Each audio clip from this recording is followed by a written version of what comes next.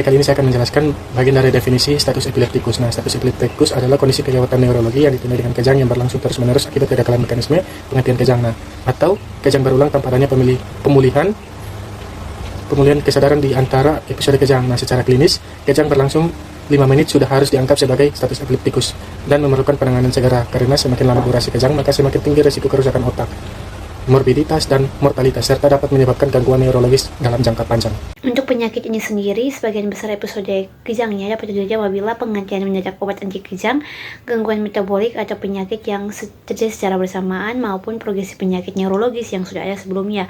Untuk kondisi pada neonatus atau bayi yang baru lahir, biasanya terjadi pada bayi yang lahir dari ibu dengan riwayat penggunaan zat dapat mengalami kejang apabila ibu tersebut putus dari zat atau obat tersebut.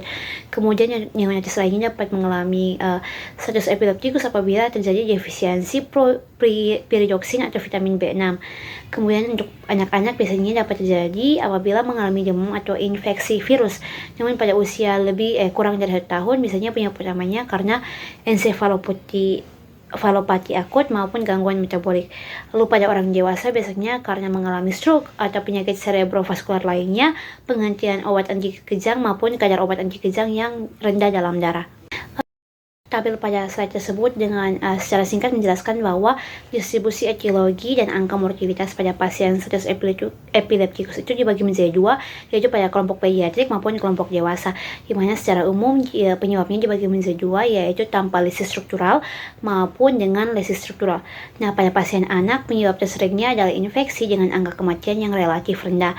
Namun, mortalitas tertinggi ditemukan pada kasus tumor sistem saraf pusat.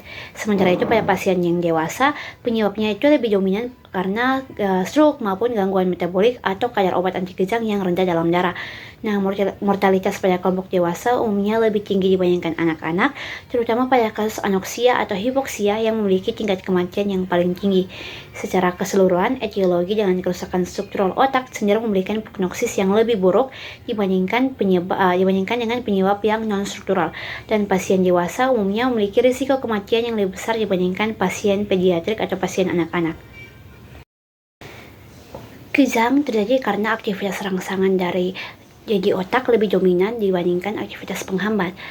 Nah, dalam kondisi normal apabila seseorang mengalami kejang, maka ambang kejangnya akan meningkat dan sistem penghambat di otaknya akan bekerja untuk mengembalikan keseimbangan sehingga mencegah terjadinya kejang lanjutan. Namun pada kondisi status epileptikus, mekanisme keseimbangan ini mengalami kegagalan. Akibatnya kejang akan terus berulang dalam waktu yang berdekatan. Nah, secara seluler, kejang dapat terjadi akibat ketidakseimbangan antara neurotransmitter eksitatorik dan inhibitorik. Nah, neurotransmitter eksitatorik seperti glutamat, kalsium, dan natrium dapat meningkat, sementara sistem penghambat seperti GABA, adenosin, dan kalium menjadi kurang efektif. Nah, sebagian besar proses status epileptikus ini akan melibatkan glutamat yang bekerja pada reseptor NMDA dan AMPA di neuron. Aktivasi reseptor ini akan membuka kanal ion kalsium dan natrium yang menyebabkan depolarisasi neuron. Jika depolarisasi ini terus berlangsung secara terus-menerus, maka kejang akan tetap terjadi dan bahkan akan menyebabkan kematian sel saraf melalui berbagai mekanisme. Secara klinis, status epileptikus ini dibagi menjadi 2 fase. Fase yang pertama dapat terjadi dalam 30 menit awal kejang, di mana tubuh masih mampu melakukan kompensasi.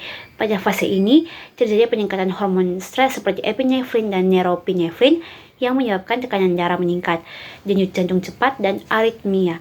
Nah, aliran darah ke otak juga akan meningkat sehingga masih dapat melindungi neuron dan dari kekurangan oksigen. Namun apabila kejang berlangsung lebih dari 30 menit, maka pasien memasuki fase kedua, yaitu fase dekompensasi. Nah, pada fase ini mekanisme tubuh mulai gagal, tekanan darah dapat menurun, terjadi gangguan pernapasan, hipoksia, hingga gagal nafas. Kadar gula darah bisa menurun drastis, suhu tubuh akan meningkat, dan terjadi berbagai gangguan metabolik seperti asidosis, hiperkalemia, dan gangguan fungsi ginjal. Selain itu, dapat mengalami kontraksi otot yang terus-menerus yang menyebabkan kerusakan otot, dan peningkatan sekresi saluran napas dapat menyebabkan aspirasi pneumonia. Selanjutnya kita masuk di tanda dan gejala dari status epileptikus, di mana secara klinis, status epileptikus itu dapat dikenali melalui beberapa tanda yang berkembang dengan seiring berjalannya durasi dari kejang itu sendiri. Nah, untuk tanda yang pertama yaitu ada tanda awal dengan gejalanya seperti kejang umum atau kontraksi otot yang nyata pada posisi tubuh ekstensor atau flexor, serta dapat terjadi spasme. Nah, untuk gejala yang kedua yaitu adanya penurunan kesadaran, di mana dia itu bervariasi, bisa mulai dari lethargi berat hingga tidak ada responsif sama sekali dari pasien, walaupun mata pasien lebih terbuka. Yang ketiga ada inkontinensia, di mana tubuh dari pasien itu kehilangan kontrol untuk buang air kecil. Yang keempat ada tanda vital, di mana tekanan darah bisa normal atau mulai turun, disertai dengan gangguan pernafasan. Dan kelima ada cedera akut, di mana adanya trauma seperti laserasi lidah atau dislokasi bahu akibat terjadinya kontraksi otot yang terlalu kuat. Nah, untuk tanda yang kedua yaitu tanda akhir, di mana dia itu dibagi menjadi 3 gejala, yaitu yang pertama ada manifestasi klinis yang menurun, di mana kejang itu mungkin tidak terlihat lagi, namun aktivitas listrik di otak itu masih berlangsung atau non-konvulsif. Nah, yang kedua ada kegagalan organ, di mana dia itu dapat terjadi edema pada paru, gagal jantung, gagal ginjal, dan juga dapat terjadi kegagalan multi organ. Yang ketiga ada gangguan metabolik seperti terjadinya asorisis berat, hiperkalemia, dan juga dapat terjadi hipoglikemia. Halo semuanya, tahukah kamu bahwa tidak semua kejang itu sama? Ada status darurat medis yang disebut SE atau status epileptikus. Mari kita pelajari cara mengenalinya. Status epileptikus adalah kejang berkelanjutan yang tidak berhenti spontan dan butuh terapi segera. Menurut Eiley, seseorang dikatakan SE konvulsif jika kejangnya berlangsung 5 menit atau lebih, atau terjadi 2 bangkitan tanpa pulih kesadaran di antaranya. Maksud dari terjadi 2 bangkitan tanpa pulih kesadaran di antaranya adalah ketika seseorang terjadi kejang pertama, kemudian jeda. Tapi jeda ini dia tidak sadar. Maksudnya otaknya itu belum sadar secara total. Kemudian terjadi kejang kedua lagi. Intinya, SE adalah kejang yang tidak mau berhenti dan merupakan kondisi gawat darurat. Namun, penting untuk diketahui bahwa kejang lama ini tidak selalu terlihat dengan gerakan tubuh yang hebat. Setelah kita tahu apa itu SE, status epileptikus, selanjutnya dokter perlu melakukan analisis lebih dalam untuk memahami apa yang sedang terjadi dalam tubuh pasien. Oke, kita akan masuk pada gejala dan klasifikasinya. Ada 2 jenis utama. Pertama, SE konvulsif, yang ditandai dengan gerakan tonik, klonik, atau vokal, serta SE non-konvulsif, atau disingkat dengan NCSE, yang gejalanya tidak lebih samar seperti kebingungan atau penurunan kesadaran, namun otak-otak mengalami aktivitas epileptik. Jadi, kejang itu tidak selalu harus kaku atau kelonjokan. Jika seseorang tampak bingung atau tidak sadar dalam waktu yang cukup lama, itu bisa jadi kejang di dalam otak. Jika kondisi ini dibiarkan, maka tubuh akan mulai menunjukkan reaksi fisik yang berbahaya seiring berjalannya waktu. Selanjutnya, klasifikasi berdasarkan terapi. Ini sudah masuk pada interpretasi klinis. Dokter akan menginterpretasikan kondisi pasien ke dalam 3 tahap. Pertama, early SE, ini merupakan respon cepat obat awal. Kedua, refractory SE, ini merupakan kondisi di mana gagal obat biasa, butuh ICU. Dan yang ketiga ada super refractory SE, di mana kondisi tetap kejang meski sudah dibius total. Jadi, interpretasi ini membantu dokter memutuskan apakah pasien cukup dirawat biasa atau harus segera dirujuk ke ruang ICU. Langkah terakhir untuk memastikan kondisi ini adalah melalui pemeriksaan penunjang yang mendalam. Selanjutnya kita akan masuk pada fase klinis dan perubahan tubuh. Dalam 30 menit pertama, ini merupakan fase 1. Tubuh bereaksi dengan tekanan darah tinggi, jantung berdebar cepat, dan bisa sampai demam. Jika lewat dari 30 menit, ini merupakan fase kedua, yang mana tubuh mulai merasa kelelahan atau dekompensasi, di mana tekanan darah turun dan organ bisa gagal berfungsi. Dan jika semakin lama kejang berlangsung, maka semakin berat beban yang harus ditanggung organ tubuh kita. Lalu, apa sebenarnya yang memicu kondisi berbahaya ini? Jadi, pada pasien epilepsi, pemicu utamanya seringkali adalah penghentian obat mendadak. Namun faktor luar seperti gula darah rendah, infeksi, atau stroke juga bisa menjadi penyebab. Oleh karena itu, dokter akan melakukan pemeriksaan cepat, mulai dari tes darah, EEG untuk memantau otak, hingga CT scan. Jadi, mencari penyebab atau etiologi merupakan langkah yang sangat penting agar dokter bisa memberikan obat yang tepat sasaran, bukan sekedar menghentikan kejangnya saja.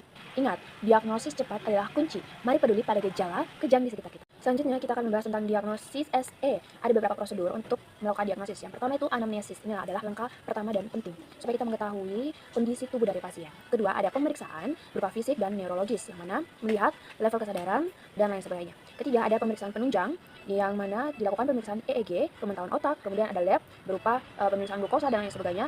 Kemudian ada MRI bila dicurigai ada les intrakranial. Dan ketiga ada fungsi lumbal dan EKG bila diperlukan. Jadi pada tahap ini diagnosis belum selesai jika pasien menyatakan kejang 20 menit saja. Tetapi harus diintegrasikan apakah benar-benar SE atau sinkop dan faktor pencetusnya itu apa. Berikutnya interpretasi klinis, yang mana membaca apa yang terjadi pada pasien. Pertama, durasi dan fase SE. Seperti yang sudah kita bahas pada materi sebelumnya, ada early SE.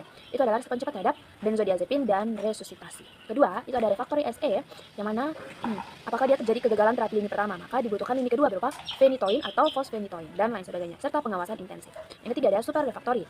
Jika kejang terus meski sudah dianestesi, maka biasanya dengan prognosis yang buruk. Maka dia akan didiagnosis yang buruk dan diperlukan tindak lanjut dari dokter dan tenaga medis. Jadi, interpretasi ini menghubungkan diagnosis fase dengan pilihan terapi dan keputusan rujukan ke IC. Selanjutnya ada manifestasi klinis dan keparahan.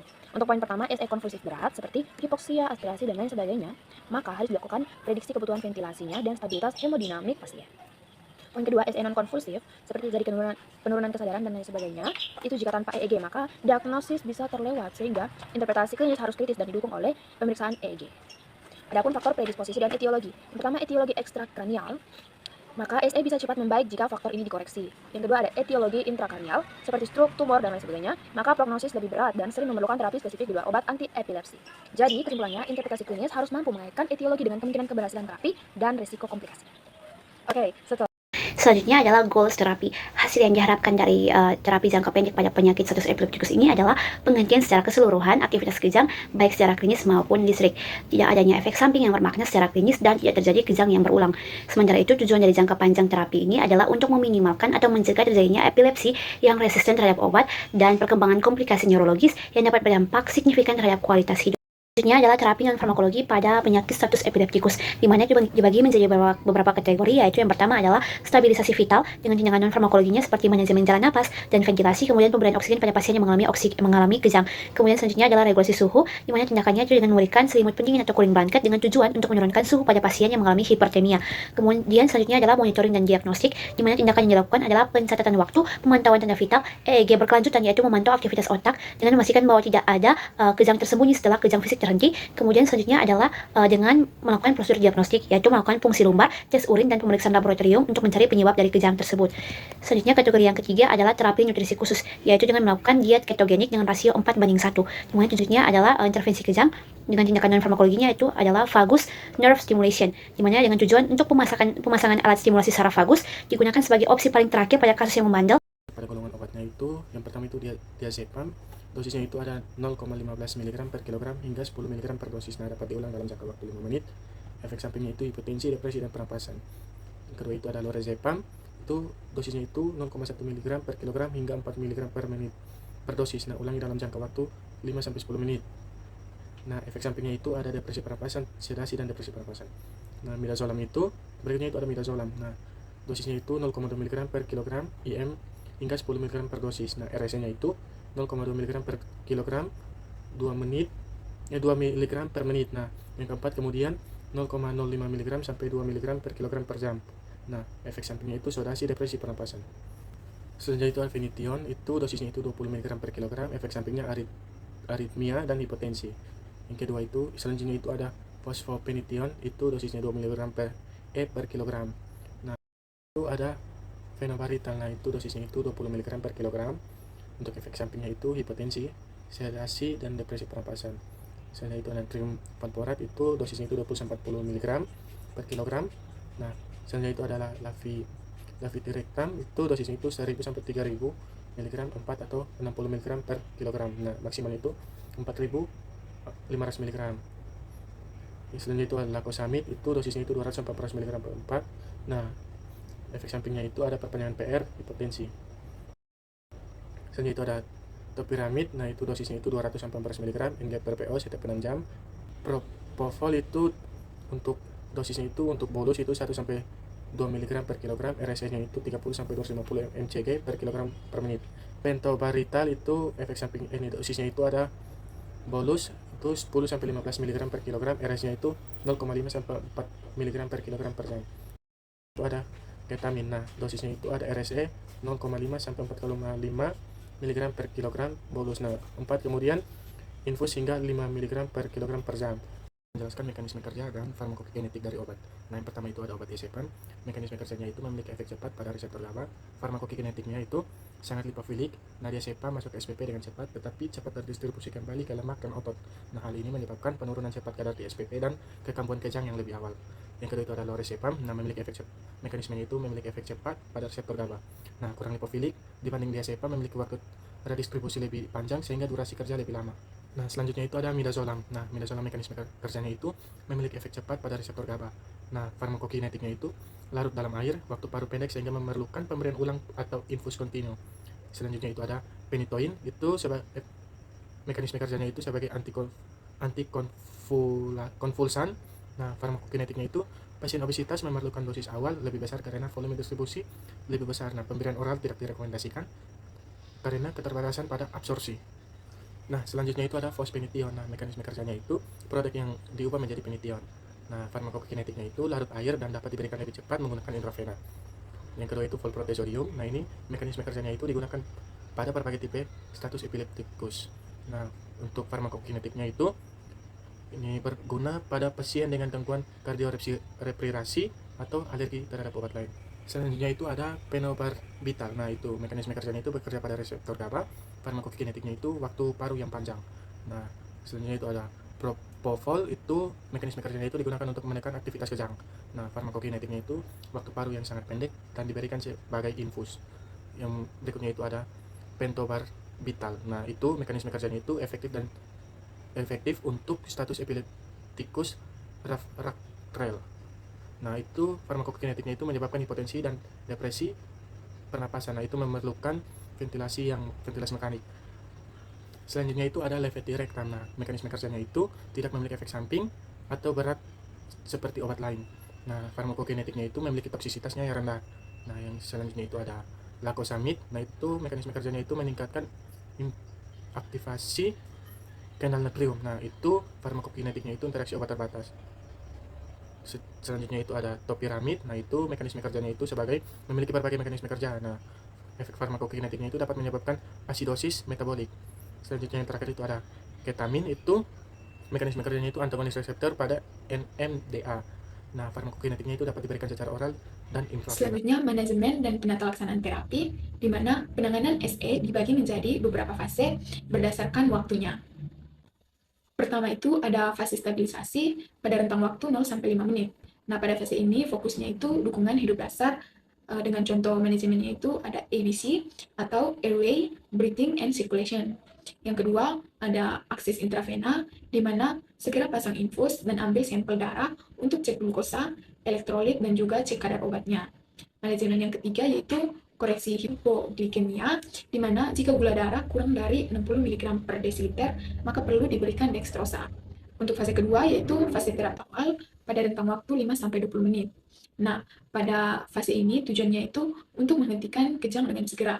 Nah, obat pilihan utamanya adalah obat dari golongan benzodiazepin. Contoh obatnya itu ada lorazepam intravena, yang kedua ada midazolam intramuskular, dan yang terakhir bisa menggunakan diazepam intravena. Fase selanjutnya ada fase terapi kedua dengan rentang waktu 20-40 menit, di mana jika benzodiazepin gagal, maka perlu digunakan anti-seizure medication atau ASM non-anestesi. Nah, pilihan obatnya itu seperti phenytoin atau fosphenytoin, valproic acid, dan juga levetiracetam. Nah, pada fase ini pemberian dilakukan secara bolus intravena dengan dosis tinggi untuk mencapai kadar terapeutik dengan cepat. Yang terakhir ada fase terapi ketiga pada rentang waktu 40-60 menit, di mana jika dua fase sebelumnya itu gagal, maka pasien harus dipindahkan ke ICU dengan diberikan agen anestesi. Nah, obat anestesi yang digunakan itu ada midazolam, propofol, atau pentopropital. Nah, pada fase ini memerlukan bantuan ventilasi mekanik dan pemantauan EEG yang terus-menerus. Nah, pada populasi khusus, beberapa kelompok itu memerlukan perhatian tambahan dalam manajemen SE. Nah, kelompok yang pertama itu ada neonatus atau bayi baru lahir, di mana jika kejang tidak berhenti, maka dipertimbangkan pemberian pyridoxine atau vitamin B6 100 mg secara intravena. Kelompok yang kedua ada pediatri atau anak-anak, di mana pada kelompok ini sering disebabkan oleh demam, maka disarankan untuk melakukan penurunan dengan menggunakan antipiretik. Kelompok yang ketiga yaitu ada pasien dengan riwayat alkohol, di mana harus diberikan tiamin atau vitamin B1 100 mg sebelum pemberian glukosa. Dan yang terakhir untuk kelompok lansia, di mana pada kelompok ini memiliki risiko mortalitas tertinggi yang mencapai 24,9%. Oke, setelah kejang berhasil diatasi, langkah selanjutnya adalah memastikan penanganan tersebut berjalan dengan efektif. Evaluasi dilakukan secara bertahap. Di 5 menit pertama, fokus pada jalan nafas, A, B, C. Jika masuk ke menit ke-20, maka dokter akan mengevaluasi apakah obat lini kedua berhasil atau justru menimbulkan efek samping seperti sesak napas. Jadi, pengobatan SE ini dilakukan secara bertahap dan selalu dipantau apakah ada efek samping dari obat yang diberikan. Jadi setelah kejang benar-benar berhenti, maka pasien tidak langsung dibiarkan begitu saja, melainkan harus dipantau secara ketat. Kenapa demikian? Karena tadi, etiologi dari epilepsis ini bisa jadi karena ketidakpatuhan minum obat. Dan berikutnya, jika dia masuk ke fase lebih dari 30 sampai 60 menit atau disebut dengan refraktori dan super refraktori SE, maka evaluasi yang dilakukan pertama, respon terhadap obat lini ketiga atau anestesi dan stabilitas di ICU. Kedua, pemeriksaan EEG berkelanjutan untuk memastikan penghentian aktivitas epilepsi dan mendeteksi SE non-konvulsif. Jadi penilaian tahap-tahap SE mulai dari tipe early sampai refraktori itu berdasarkan durasi dan respon terapi. Oke, kita masuk pada monitoring pasca terapi. Monitoring dilakukan pada 3 aspek. Pertama, klinis, tingkat kesadaran, neurologis, rekam otak atau EEG untuk mendeteksi kejang tersembunyi. 3, laboratorium untuk memastikan kadar obat dalam darah tetap aman. Oke, pada monitoring klinis dan neurologis, apa saja yang dilihat? Pertama, level kesadaran, refleks, fungsi motorik, dan tanda-tanda kerusakan otak. Kemudian ada pemeriksaan berulang dan jika diperlukan EEG berkelanjutan untuk memastikan tidak ada kejang laten atau kejang yang tersembunyi. Kemudian untuk monitoring laboratorium dan obat anti epilepsi, apa yang diperhatikan? Pertama itu pemeriksaan darah rutin dan toksikologi untuk mendeteksi komplikasi seperti apakah ada hipoglikemia atau ada gangguan elektrolit dan lain sebagainya. Kemudian yang dipantau kedua itu kadar obat. Untuk obat seperti phenytoin, phenobarbital, dan valproat pada pasien dengan respon terapi suboptimal atau efek samping, guna untuk menyesuaikan dosis dan mencegah terjadinya toksisitas. Jadi pemantauan ini untuk memastikan api atau kejang ini benar-benar padam dan tidak ada kerusakan organ yang tertinggal. Keberhasilan jangka panjang tidak hanya di tangan dokter, tetapi juga sangat bergantung pada peran keluarga di rumah. Selanjutnya kita akan membahas tentang edukasi pasien dan keluarga atau KAI terkait terapi SE.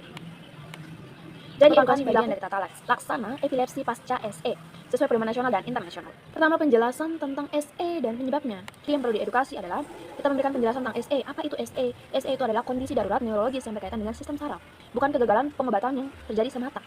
Kemudian kita edukasi faktor pencetus apa yang bisa menyebabkan kejang ini terjadi, baik itu dari obat, infeksi, atau kepatuhan penyalahgunaan. Yang kedua, edukasi tentang penggunaan dan tujuan obat anti epilepsi. Jadi, tenaga medis memberitahu bahwa ini obat ini dengan dosis begini, frekuensinya begini, dan tujuan pengobatannya untuk ini. Yang mana bisa seperti untuk pencegahan kejang berulang, bukan hanya mengatasi SE saat itu saja. Kemudian, edukasi terkait risiko efek samping umum seperti mengantuk, gangguan kognitif ringan, jarang hepatotoksik, dan lain sebagainya, dan kapan harus segera ke fasilitas kesehatan. Ketiga, edukasi tentang kepatuhan dan pencegahan kejang berulang. Yang mana kita harus mengingat sebagai tenaga medis, bahwa pentingnya minum obat sesuai jadwal bahkan ketika pasien merasa baik. Karena itu, etiologinya berasal dari ketidakpatuhan minum obat. Kedua, edukasi tentang pemantauan faktor pencetus seperti harus menjaga tidur itu cukup, hindari alkohol atau obat yang dapat menurunkan ambang kejang, dan konsistensi kunjungan kontrol. Selanjutnya, edukasi tentang tanda bahaya dan kapan mencari bantuan segera. Ciri berikut merupakan tanda bahaya seperti kembalinya kejang, setelah terjadi kejang, terjadi lagi kejang. Kemudian perubahan kesadaran yang mendadak, kesulitan nafas, demam tinggi, atau tanda infeksi setelah status epileptikus terjadi. Ini merupakan tanda bahaya. Maka harus segera ke IGD atau pusat rujukan ketika seseorang mengalami kejang yang berlangsung lebih dari 5 menit atau tidak sadar penuh setelah kejang. Dan berdasarkan metode KAI dalam konteks Indonesia, terdapat pedoman tata laksana epilepsi pada anak dan konsensus manajemen SE menekankan bahwa pentingnya konseling dan edukasi berkelanjutan untuk orang tua dan keluarga dalam bentuk diskusi, leaflet, dan follow up rutin. Studi tentang pendamping asuhan pasien epilepsi via media komunikasi, misalnya melalui WhatsApp, juga menunjukkan bahwa edukasi berkelanjutan dapat meningkatkan kepatuhan dan hasil klinis yang membaik. Kunci mencegah kejang terjadi ulang adalah disiplin minum obat dan menjaga gaya hidup yang sehat. Pasien tersebut dibawa ke IGD oleh keluarga setelah mengalami kejang kurang lebih 10 menit, kemudian tidak sadar saat mengalami kejang. Kemudian keluhan sebelum kejang tersebut adalah nyeri kepala yang hebat, kemudian mual dan muntah. Nah, pasien ini memiliki riwayat penyakit stroke iskemik tahun yang lalu maupun epilepsi. Nah, riwayat pengobatan yang pernah didapatkan oleh pasien adalah pemberian phenytoin, namun pasien sendiri tidak patuh sehingga ia memberikan pengobatan phenytoin ini tanpa konsultasi dengan tenaga medis sebelumnya. Selanjutnya adalah objektif. Nah, untuk pemeriksaan lab yang didapatkan adalah sebagai berikut. Selanjutnya, analisis SLP yang ketiga adalah assessment, di mana dia akan dilakukan identifikasi drug-related problem menggunakan standar CIPOL. Yang pertama adalah indikasi tanpa obat. Berdasarkan pemeriksaan lab tadi, ditemukan bahwa pasien mengalami hipoglikemia atau kondisi ketika kadar gula darah menurun di bawah kondisi normal, umumnya kurang dari 70 mg per desiliter, di mana kondisi ini menjadi salah satu faktor pencetus pasien mengalami kejang. Kemudian JRP yang kedua adalah ketidakpatuhan dari pasien, di mana pasien diketahui menghentikan obat anti kejang yaitu phenytoin tanpa berkonsultasi dengan tenaga medis sebelumnya.